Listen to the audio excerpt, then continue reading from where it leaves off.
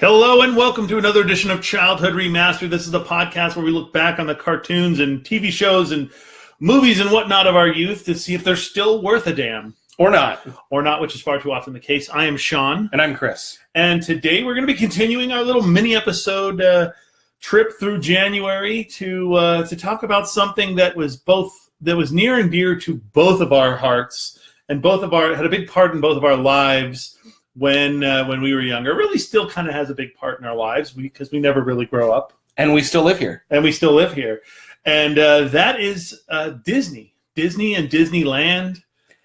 And yeah, I think especially being Southern California, Orange County natives and still Southern California, Orange County residents, yep, Disney is huge for us. Oh yeah, and it actually is. It's a lot more for me now because I just recently moved back to Anaheim. And you're within walking distance, and I am of within the park. I am within walking distance. I'm also within audio distance. I found out for for the fireworks show? For Phantasmic. Phantasmic. There's been plenty of times at night where we've gone on a walk. My wife and I have gone on a walk, and I'm like, "What is that music? What is that? What's going on?" Oh, it's Phantasmic. And you just hear like the. That's awesome. How I don't know how Disney gets away with all the noise ordinance stuff in Anaheim. Because they own the city. That's a whole other yeah. But so Disneyland, what is your first memory of going to the park? Because we both went to the park a lot when we were kids. Well, we didn't go to the park that often when I was a kid. I went a lot more when I was in my teenage years. Mm-hmm. So I think my first memory was the first time that I went. I was about 5 years old, and we packed up the van, and it was myself and a bunch of my cousins and my parents and my grandparents and my aunt and uncle. And we all went to the park together, actually in 2 carloads. Mm-hmm. And we parked way out in the parking lot that is now California Adventure. And I remember taking the old yellowy powder blue tram. Do you remember? Yeah. And so we took that in and then being in the park. And I remember like walking around the park, and I remember Tom Sawyer's Island and that being like my favorite part of the park when I was a little kid, and I really loved Pirates of the Caribbean, and the first time I went, I was terrified to ride on Space Mountain. Really? And I didn't know what the ride was, and my older cousin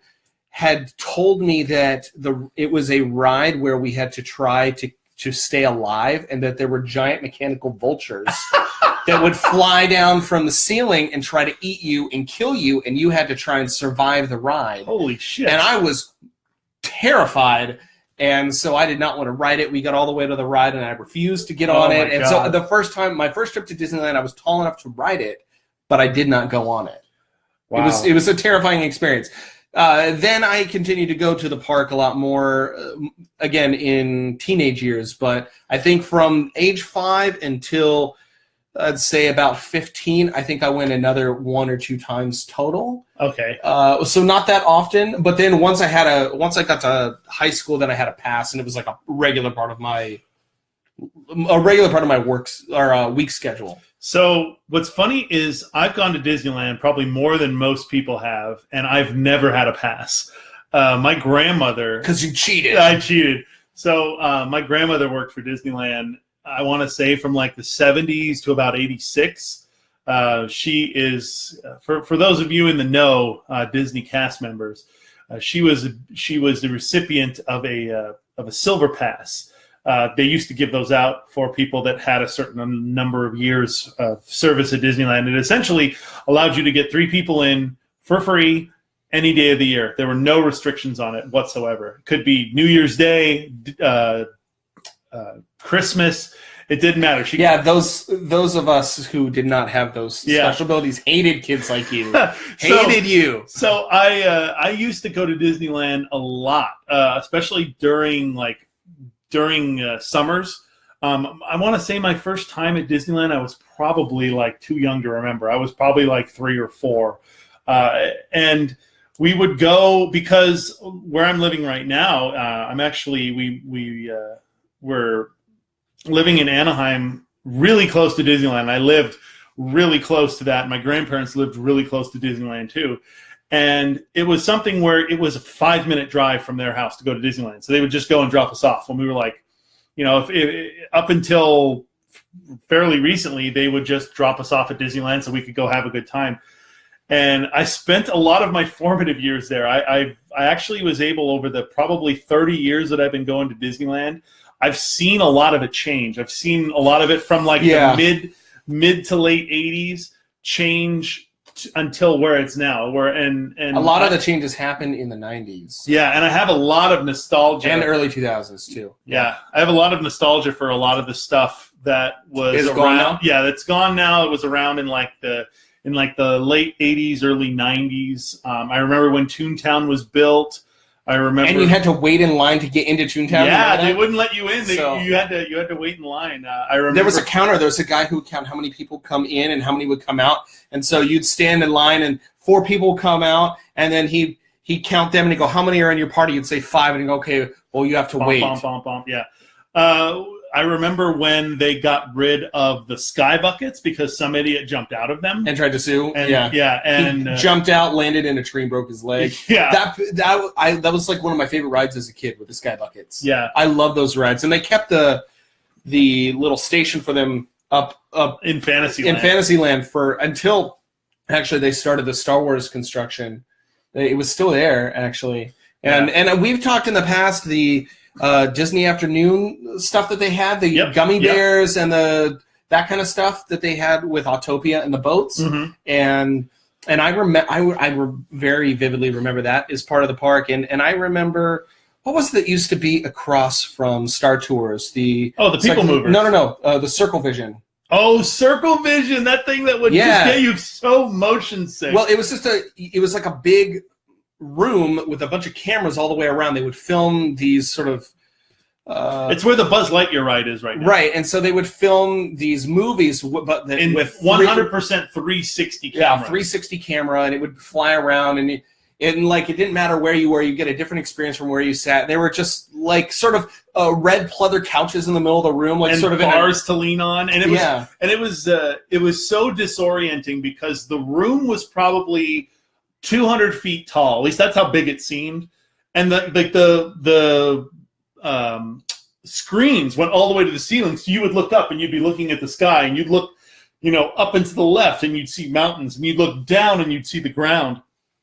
So they had the chairs and the bars to lean on because people would get disoriented and they would get dizzy and fall down when they were in there. Or they had the arcade in Space Mountain, right? The arcade's technically still there, but they had a second story for the arcade, and they had the large X-wing, and I used to go in there. The old Innoventions in, I think, junior high school, I used to go in there and play the Excitebike game for like an hour or two. My parents would drop me off at Disneyland, and I'd just be like, "Oh, I'm going to play Excitebike." Yeah, Innoventions is where that Star Wars stuff is now. It's I kind of missed Innoventions because you would go in there and they'd be like, "Hey, here's a Segway," or like, you know what I mean? Some of the memories that I have actually were.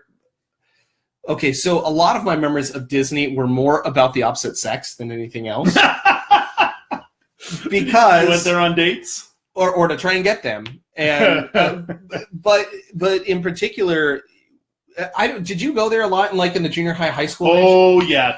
And so there were places that you would go to pick up chicks. There were parts of the park that you would go depending on kind of what your social circle was. Yeah, I remember. So, if you were part of the punk kids or the raver kids, you had different parts of the park that you would go to. In particular, the raver kids would always meet on the bridge going up to the castle. Yeah. And then a lot of the punk kids would meet over by the phone banks on the way over to Matterhorn. Remember the phone banks that used to be there?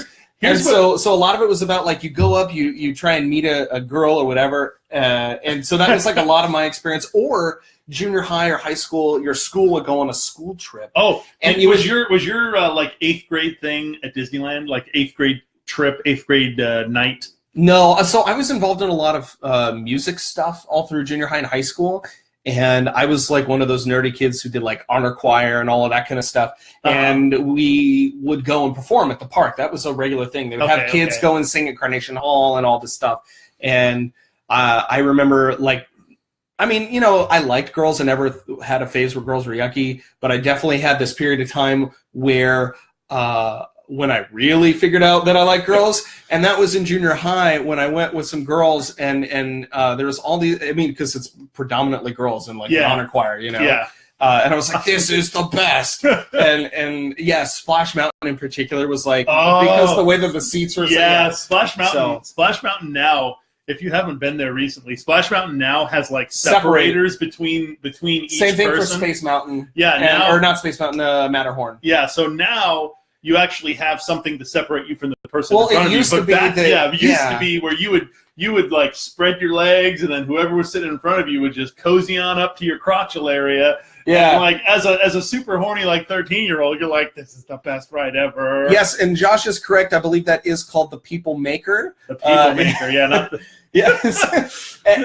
It was definitely sort of awkward if you were riding with somebody that you were not super into. Yeah. Because some of those rides sort of encouraged like physical touching and play in parts that were not meant to touch with someone you weren't interested in. Yeah. So I wanted to bring up one thing that was so weird and surreal to me when I was going like around junior high when I was going to Disneyland a lot. I was friends with a couple people that were super like crazy Disney people. They absolutely loved it, and I knew some super crazy Disney people too. They're very nice, but they actually formed these. I want to call them gangs, but they weren't gangs. They were just groups of people that liked going to Disneyland together. But they all liked going together, so they created names for their group. And some of them were so into it. Judgment, no judgment. No judgment. Judgment. Yeah, a lot of judgment. That's so weird. some of them were so into it that they would get jackets made with their names. They'd get like those latex stickers for their car that had it on there. Is this that one? It's like a biker. There's a group they're bikers, but they're like bikers for Disney. That's a whole other subgroup. I mean, it's sort of like that. It's sort of like that, but it was literally a group of like 13 to 14-year-olds, like 12 to 14-year-olds. So kids. It was the junior high prepubescent version. Okay. But then there was also like a handful of guys that were way too old to be hanging out with 12 to 14-year-old kids. Oh, like, okay. You know, like so Megan saw guys. Oh yeah, like your college age guys. And I remember like there was the Disneyland Kings, the Disneyland Crew, and they'd all hang out by Carnation. Insane. Yeah, I know it was insane, but I went there. I was friends with people that were like part of these groups. Oh man. So since we're talking about Disneyland, let's talk about some Disneyland stories, our own personal stories. I've got a couple of good ones. I have a couple of good ones too. Why don't you go with yours first? Okay, I have a couple of. Because I don't know these. So I've actually had the pleasure of being kicked out of Disneyland. I know people who have, and being sent to the Disney. Now I know another one. Being sent to the Disney jail. So this is what happened. Back in the day, I want to say this was our 8th grade trip. Like I said, my school, I went to school in the next town over, like elementary, junior high. Went to school in the next town over from Anaheim. I went to school in Fullerton. And 8th grade, towards the end of the year, we all went on a school trip to Disneyland as 8th graders. So we were hanging out, group of us, and we went to... We were in Fantasyland, and a friend of mine at the time, his name was Richie. Sam remembers. A friend of mine at the time, Richie, he kept bragging about how he could steal the apple from the Snow White ride. Because there's a part in the ride where... That's a hologram now. Well, it is a hologram. It didn't used to be. Yeah. So it was getting jacked all the time. There's a part in the ride where the evil witch, the witch queen, whatever, will come out like on a little slider, and she goes, yeah, and she's got the apple in her hand. Yeah. And he claimed, like, oh, I've got like a bunch of them at home. I can do this again. Like, and we're like, bullshit. You're not going to... There's no way. Yeah. Like, no, I swear I'll do it. So there was 5 of us. And we went on the ride, and this was like the middle of the day on like a Wednesday, so the park was empty. There was nobody there. Like Wednesday, I mean, it's not like it is now. It used to be when you would go on like a random weekday, there wouldn't be that many people there. There were times when you could ride a ride and you'd be the only person on the ride. And then you just do this. You're like, no, I want to go again. I want to go again because there's no one else there. So what happened was, this is how we got caught. So what happened was we got on the ride. We were literally the only ones there. and we got on the ride, and there was 3 people in the front, the front car, and then there was 2 people in the back car. Me and my friend were in the back car, and then Richie and the other 2 guys were in the front car. Okay. And we go through the ride. We're sitting there, and it's a dark ride. And we go through the a dark. Yeah, no, I have stories about that. No, so we're going through the ride, and it's dark in there. And my buddy and I are sitting there, and the carts are like farther apart. They're not like you're not like right up with each other. And all of a sudden, we see Richie come running towards us, like in the middle of the ride. He's running towards us. He's like, "Let me in, scoot over." So he scoots over. We scoot over, and he hops in the. So because he got out of the ride, he squeezed himself out of the ride, ran up, grabbed the apple, and then instead of going back to his own car, ran back to our car and then got in. So, of course, that's how we got caught, because we were the only ones on that flipping ride. And the ride operator, when we came back around, saw that there was only 2 people in the front car now and 3 people in the back car. So she stopped the 3 of us. They let the other 2 go. They went and took off. I can't even remember who it was. They took off. And then she called Disney security, and Disney security comes over, and she's like, I know I put 3 in the front and 2 in the back, and now there's 2 in the front and 3 in the back. They obviously got out. So one of the ride operators walked through the ride, saw the apples missing, and then came out and goes, The apple's gone. And so we're all standing up, like we're backed up against the wall, and the Disney security guard is just watching us like a hawk. And while we're standing up, we're all shoulder to shoulder, and we're passing the apple back and forth. Like, no, I don't want it. No, you take it. No, I don't want it. No, this sounds fake. No, it's not fake. No, I know it's not. But. And so finally, we're standing up against bushes. If you're familiar with the ride, we were sort of in the line of the ride, so we just dumped it into the bushes behind us. And then the security guard comes up to us and goes, all right, guys, we know the apple's gone. Who's got it? And we're like, what are you talking about? There's no apple. We don't have an apple. We don't know anything.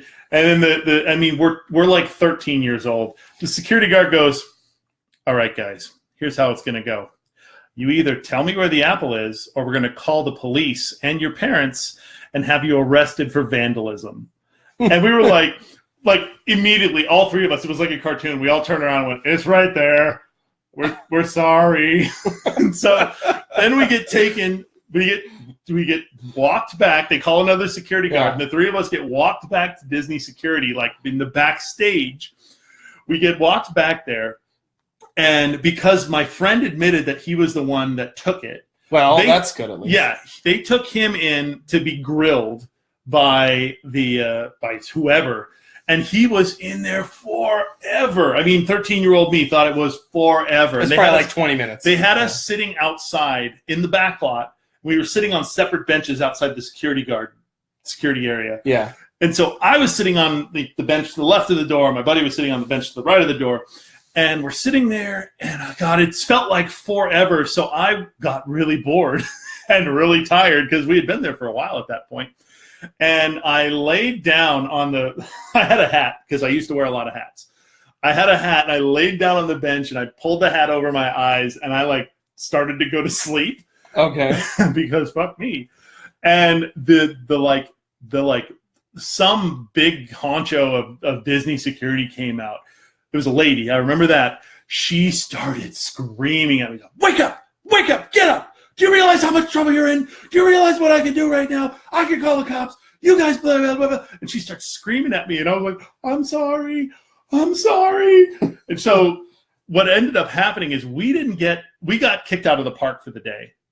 My friend, because he had a pass, got his pass revoked. Ooh. Revoked, no refund. And this was back when passes were like $99. But still, he got his pass revoked. And then they called his mom, and his mom came and picked all 3 of us up. That must have been a great ride home. Oh, it was a completely silent ride home. But so this is what happened. We end up getting dropped off back at my mom's work because she owned and operated a preschool that was in Fullerton. Okay. So we get dropped off there. And we decide, we want to go back to Disneyland because we had left earlier in the day to go get food. So we had the hand stamps. So we wanted to go back. And that was back when you could just get in with the hand I think stamp. At that point you had tickets too, but they weren't specific. No, you could still get in with the hand stamp. Yeah. Because I used to, I got stories. Go ahead. Yeah. So we hop on the bus. Okay. Because the school, it was close to Harbor, so we knew what the bus schedule was. We hopped the bus back to Disneyland, and we go back, and I remember having a ticket because I think you had to use a ticket and a hand stamp, but the ticket wasn't specific to anybody. So I had lost my ticket.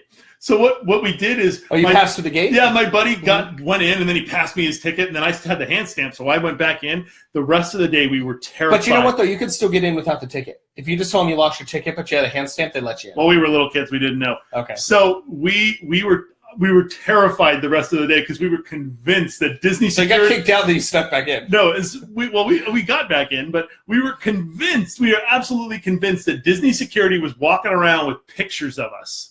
Oh, looking for us, because I couldn't fathom as a kid that there's probably 80,000 people in the park or something, and they're not going to be looking for 1-2 people. So we got kicked out, and then we snuck back in. My grandmother, because she is affiliated with Disney, she laid into me. Oh my God! I can imagine why. If you ever get kicked out of Disneyland again, I will never ever let you back in. Ever. That'll be the last time you ever get into Disneyland. And I was like, I'm so sorry. Okay. I've got another one, but you do yours. So I've got a couple. One, it was more along the lines of when I would go to the park. Let me go back. So I had a friend of mine growing up, my childhood best friend, and he and I would go to the park all the time. He was the first one to get a pass, but he had nobody to go with, and him and I did everything together all the time. So whenever you found one of us, you found the other, and vice versa. He got a pass from his grandmother to go to the park when I think we were 13, 14 years old, maybe 14. The horniest age.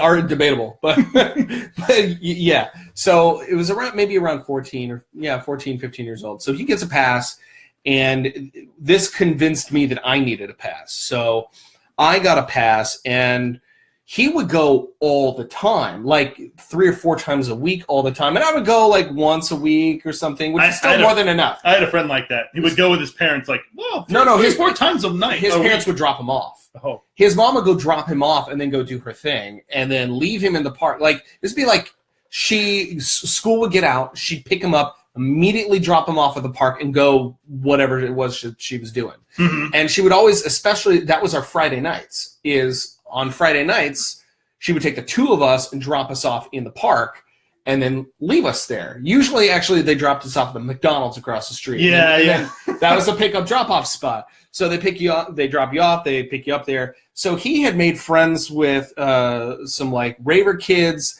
and we would sneak kids into the park because we had the pass. So you do the lick and slap. Yeah. So you would get into the park with your pass, then you would lick your pass. You would get your hand stamped, lick your pass, immediately on the stamp, hold it there, and transfer a stamp, right? And so you would transfer stamps. And we got the first time that I did it, like, we didn't know that this is how bad it was, but we got, I think, about 15 people into the park. That's this way, like an entire group of kids. Mm-hmm. So then I discovered like the culture of like picking up chicks in the park. Something I never figured out. So there was like this sort of like dance that not a physical dance, but like a sort of dance that you would do with people where you would walk up to a girl and you would ask her if she wanted to ride a ride with you. Right? I got a ride, you can ride. Well, that's like hopefully the implication being, 15 years old. And so you'd walk up and you'd say, do you want to ride a ride? And they'd say, yeah, sure. And then you'd say, what ride do you want to ride? And so this is like where you would gauge if they were interested or not. The meat slide. Well, no. So if they said, I want to ride Space Mountain, you're like, okay, you're cool, but like, this is not going to be. If they go Pirates of the Caribbean or they go Haunted Mansion, then you know that like it's going down. So like this was what you would do. And then once we discovered drugs and alcohol, then Disneyland got way better. So then it became sort of a thing where we would stop at a local liquor store. We would bribe the homeless guy who would hang out in front to buy us some booze, and we'd mix half and half containers of like 24-ounce bottles of liquor or whatever. Sometimes just all liquor. So we'd sneak liquor into the park and weed into the park, and you'd smoke in the smoking section, and you would like pick up chicks this way as well. Yeah. So one time, at this point, he was able to drive, and we had gone to the park, and we're like, obviously, you can't drive home or whatever, but like we had gone to the park, and we picked up these girls, and there's this one girl who, she was sort of built like you, and the other girl was definitely not. And so you're going for the other girl, right? Well, she was interested in me, and to be fair, we would take turns. So, like, tag in, it was my, like, go. So we were talking to this girl, and she's like, oh, my friend and whatever. And so the night ends up going really well, and we're all a little trashed. And we go back to the car, and we're hanging out in the car, and things are looking even better. Yes, I am Cinderella. Yeah. Did you read the rest of it? No. Maybe. Meow. You must be Cinderella because I see that dress disappearing at midnight. That was a great one. So we're in the car, and I'm in the back seat with this girl, and we're fumbling around, and clothes are coming off and all this stuff, and they're up in the front seat, and I'm like, he's pissed, by the way, because he's stuck with a girl who's built like you. So. And she's wearing overalls, and it's just whatever. He should be so lucky. So he's mad. So he pulls out this book of terribly written poetry to try and like ruin the mood. Oh, he made it worse, didn't he? No, it got her interested. Yeah, I love a guy that. So this continued on, and by this time, like we were sober, and so we decided we're going to drive across the street to go to McDonald's. And apparently at some point, like a half an hour earlier, I had leaned on my cell phone. Now, I had a cell phone really early, like late 90s, because my dad worked for the phone company. So I got one that nobody had and I never used. But it sat in my pocket, and I leaned on my phone, and I butt dialed my mom. So my mom got to hear this friend of mine reading bad 10th grade poetry, me trying to get laid in the backseat of his Jeep Cherokee, and these two girls and the interaction thereof, and it all got recorded on her voicemail. I wish she still had that. She kept it for months, and she just gave me like the worst time about it, like the worst. And so like I kind of got away with that particular interaction because she didn't know that we were trashed. Mm-hmm. But then there was a time in which we had smoked like a lot of weed. And which I don't do. The horniest of this drugs. Is like, I was like high school, whatever. It's just not my thing. But in high school, I was like, whatever. So we had had a lot, and we were hanging out in the park, and I had eaten an ice cream cone, and I decided that I was going to save the ice cream cone for later. Did you put it in your pocket? I did. I put an ice cream cone, wet ice cream and all, into my pocket. And then the whole thing got crunchy and gross and weird. And so we spend the rest of the time there. And then eventually at the end of the night, he drops me off at my house. And I come stumbling into the house. And I'm going back into my bedroom. And my mom goes, Chris, are you okay? And I was like, yeah, Mom, I'm cool. My eyes like about closed. And she's like, Chris, what's in your pocket? And I reached, was like, I don't know. Oh, it's an ice cream cone. And she's like, what the fuck is an ice cream cone in your pocket for? I was like, saving it for later, dude. in that exact cadence. All of a sudden, and then she goes, go to bed. I'm calling Trevor's mom. So I go in that moment. You turned into Spicoli. I did. It was a bad. So like, but there was a lot of stories related to that. Like we used to get drunk in Mr. Lincoln's theater, and it was like kind of our place. And then that all kind of quieted down. And I met a girl that I dated for several years, and their family was like really, really, really, really into Disney. And so then I was at the park, I don't know, 4 nights a week. We just show up, eat dinner, watch fireworks, and go home. They're really nice, but didn't work out. And that was more like a normal Disneyland experience. But my junior high and high school years were full of debauchery and nonsense and stuff I never should have done. See, my experience was similar but different because my other story I wanted to tell was one where I was there with a group of people. Same, it was like I want to say it was like junior high still. Okay. And it might have actually been that same trip. We got into a lot of trouble. We had gone on Pirates.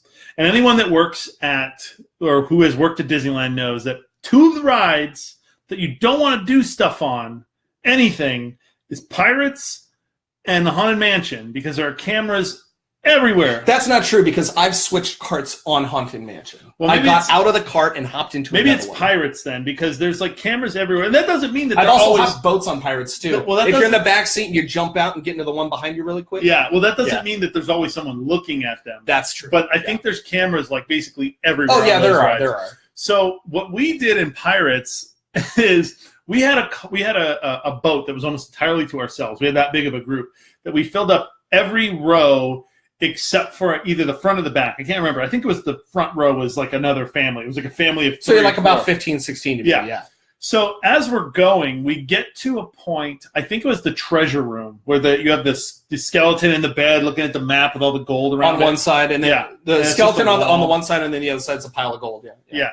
So what we had done is I was sitting on one end, and then there was another guy sitting on another end. And I grabbed the wall and he grabbed the side. Oh yeah, you can stop the boats. So we stopped the boats because they're not on a rail. They're just sort of going along. Through. Yeah.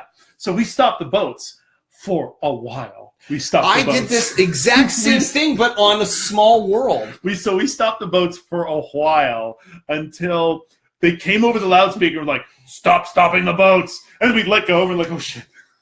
That's a double negative. Yeah. Don't stop the boats. And we're like, oh no. Okay. And then we thought about it as we're going through, because that's sort of towards the beginning part of the ride. And we're thinking about it as we're going through, and we're like, oh, crap. They're going to know that was us because we're the boat that has a shit ton of space between us and the next boat.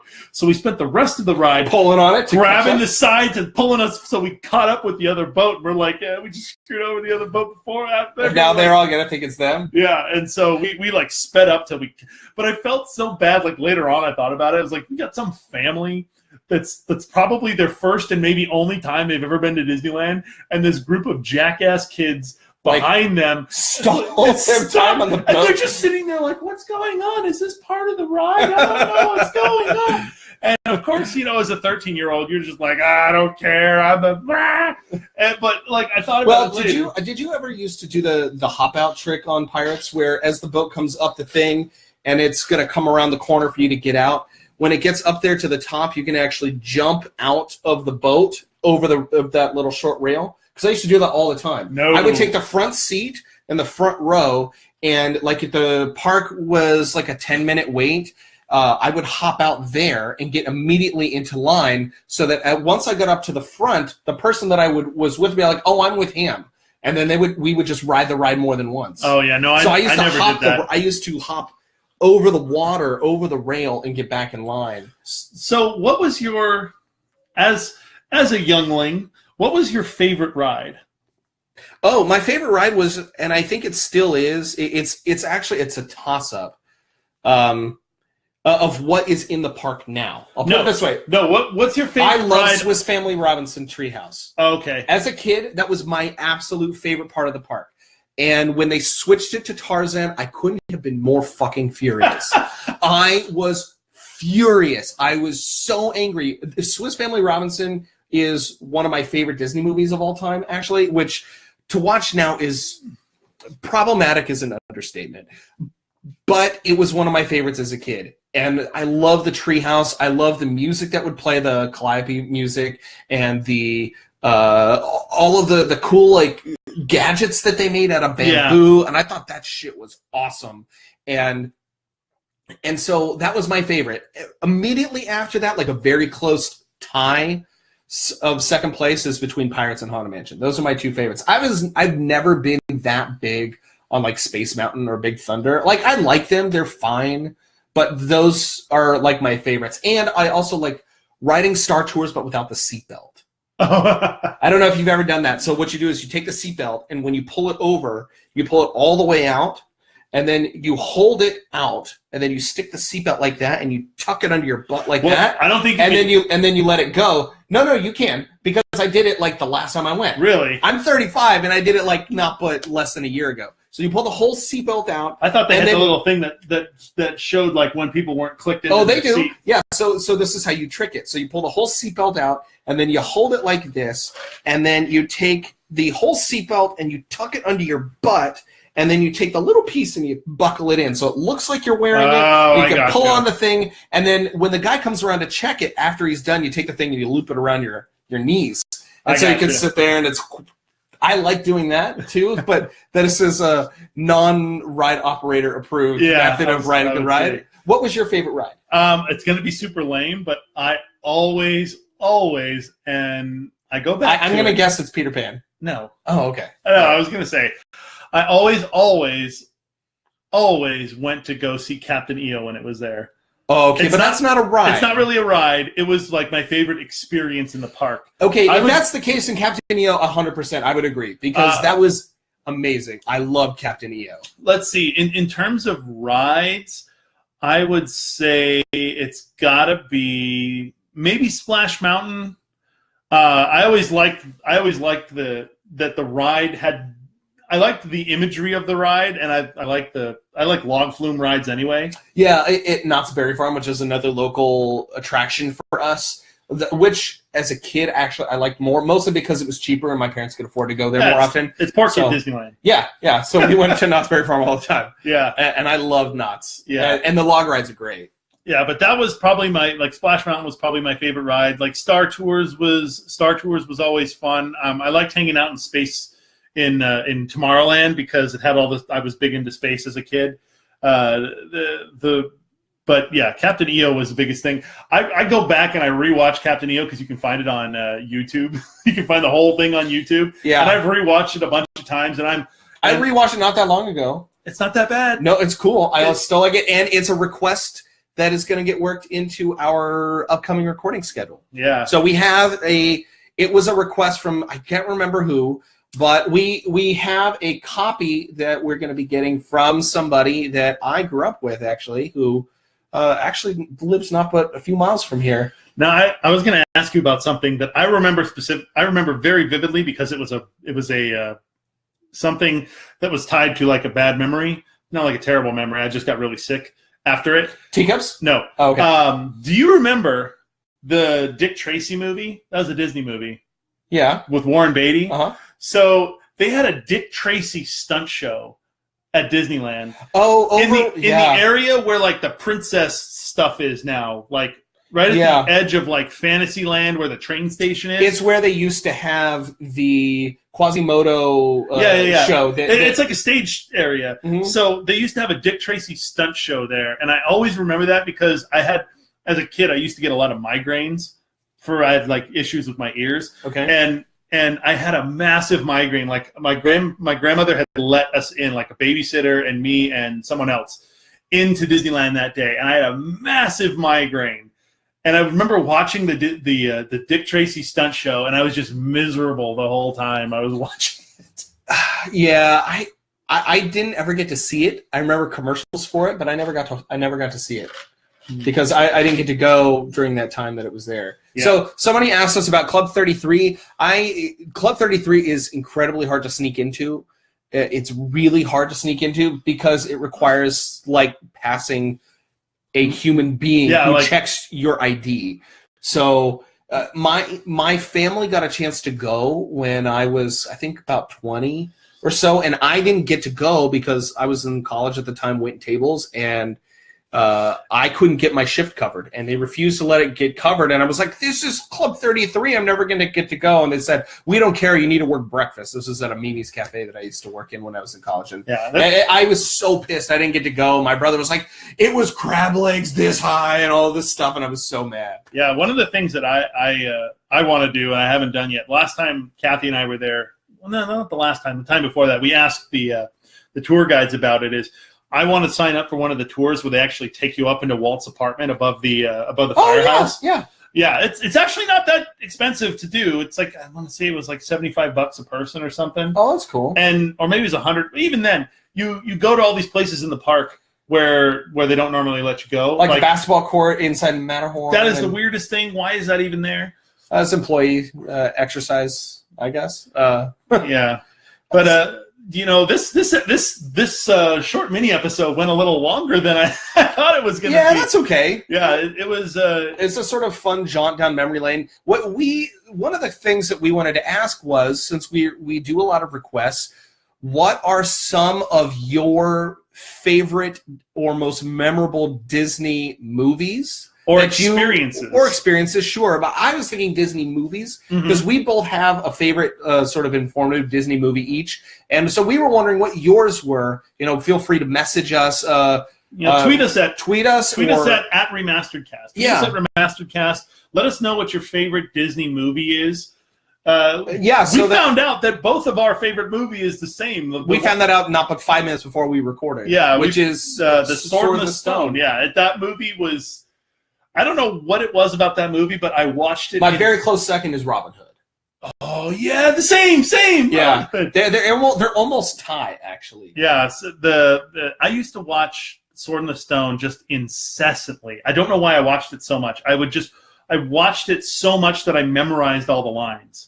And Robin Hood was just fun because it was a musical. It was sort of country, and the characters were really good. And it kind of made me a furry, but I didn't want to be. No, I'm kidding. Maybe. Well, that's fine. No judgment. Furry, the horniest of the horniest of the sex weirdness. No, there's weirder. That's fine. Deep dive into the internet, Sean. You'll find the weird. Robin Hood and Little John diving in vaginas. Oh, no. Slapping asses, flicking tits, and trying to get it off. Yeah, badge puddles. I don't know. So I think... Let us know what your favorite Disney movie is. Tweet us despite our inappropriateness. Yeah. Tweet us at remasteredcast. You can send us a message on Facebook. We'll try and share them with us. We'll do what we can. If you want to check out any of the other, we're part of a podcast network called ACPN. You can check it out at theacpn.net. There's a lot of other great shows on there that you can check out too. You got the Adventure Club podcast. You got Rewind Cinema. You got Retro Cinema. Yeah, there's a bunch of shows on there, and so there's all sort of in the generalized wheelhouse of sort of nostalgia-related subjects, but different. Sorry, it's theacpn.com. How dare you, Sean? I'm sorry. You're fired. I'm fired from everything. I forgive myself. Okay. As long as you forgive yourself, that's fine. Yeah. So I think that'll do it this week. Yeah, that will. If like I said, we're on Twitter at RemasteredCast. We're on Facebook and Instagram at Childhood Remastered. You can check us out there. You can send us an email if you want. childhoodremastered@gmail.com. You can check out our website, childhoodremastered.com.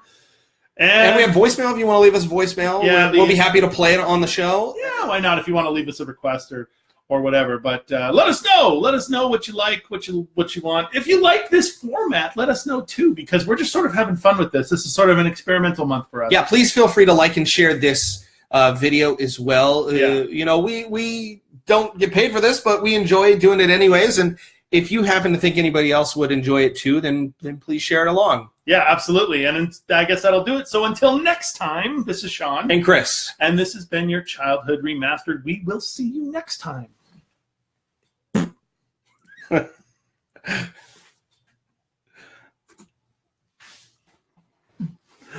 Now kids. Bye.